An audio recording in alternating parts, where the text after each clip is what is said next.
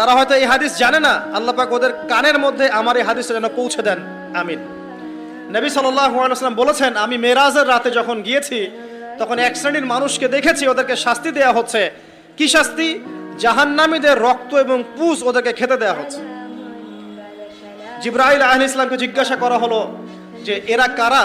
তিনি বললেন, এরা আপনার উম্মতের সেই সব ব্যক্তি যারা মাদকদ্রব্য সেবন করত।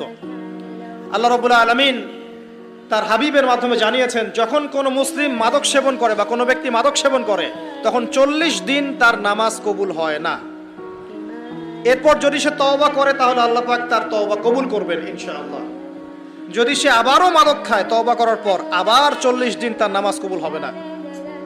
যদি সে আবার তওবা করে আল্লাহ পাক আবার তাকে মাফ করে দিবেন। যদি সে আবারও মাদক খায় আবার 40 দিন তার নামাজ কবুল হবে না। তারপর যদি আবার তওবা করে আবার আল্লাহ তাকে মাফ করে দিবেন। এরপরেও যদি সে আবার মাদকদ্রব্য সেবন করে, নবী সাল্লাল্লাহু আলাইহি ওয়াসাল্লাম বলছেন তাকে আল্লাহ রাব্বুল আলামিন পরকালে মৃত্যুর পরে তিনাতুল খাবাল পান করাবেন। তিনাতুল খাবাল।